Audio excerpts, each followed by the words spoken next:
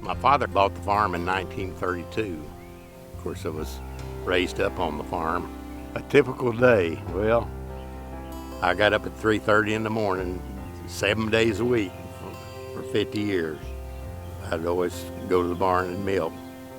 I've always felt fortunate that I had an occupation that I enjoyed doing.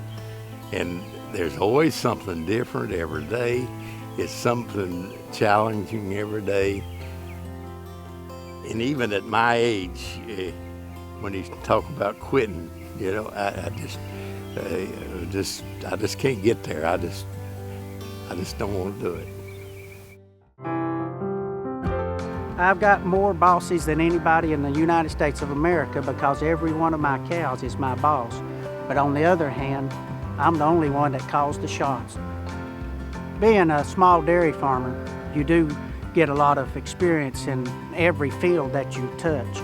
You start out knowing how to milk a cow, and you have to have some understanding of genetics, and then you learn how to feed that cow, and so you have to have a rationing knowledge, and then you start getting equipment and you have to know how to fix it when it breaks, and then you adopt a computer and you start learning how to operate a computer, and you start doing your own accounting, and so you have to understand how the buying and the selling of products impact your bottom line, and before you know it, you're just doing about everything that all the other small business people in the world are doing, but you're doing it on your own terms, and you're out here in the wide open doing it.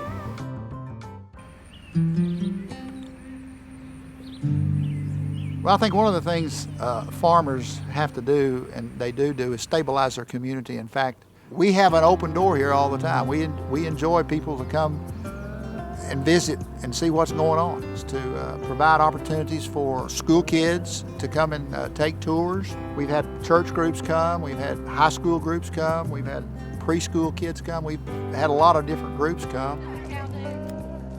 Earlier today, we had a farm tour. We had children ages 2 to 5 come out from Denny's Daycare.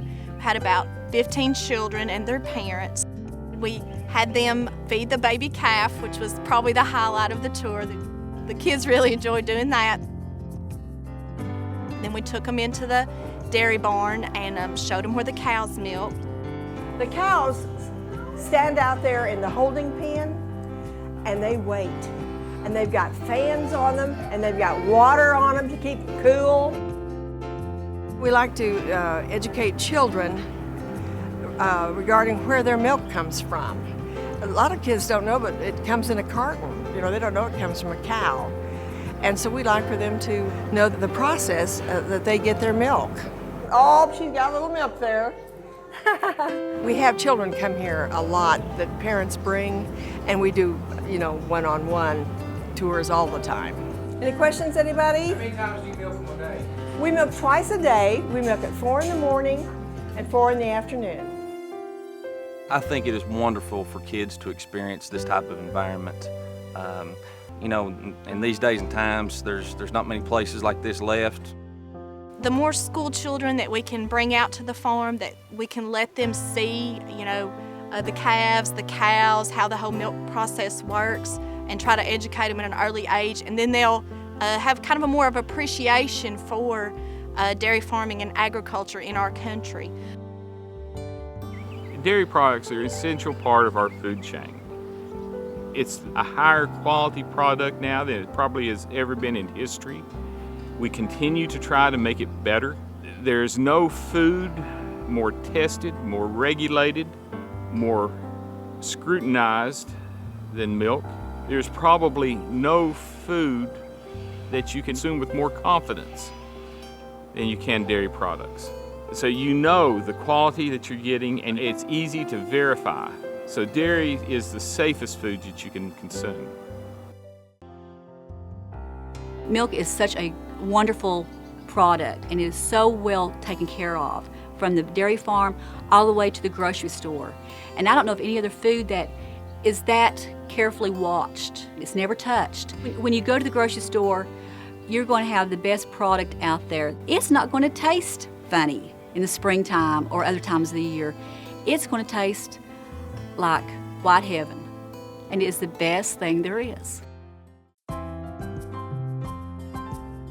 It's important to be out in the community and promote who you are and what you do. Saying I'm a dairy farmer opens up a lot of conversation. It opens up lots of doors, and it gives me an opportunity to talk about dairy farmers and what dairying means and how important it is. We work hard to provide a nutritious, healthy, pure product. We take care of our animals. They're well fed, they're well housed. I just love this whole world. Milk is such a wonderful product, and it is so well taken care of. I'm proud of the product that I produce. I don't know how I can make it any better, but if I ever find out, that's what I'll work to do. Seeing calves born, seeing them grow.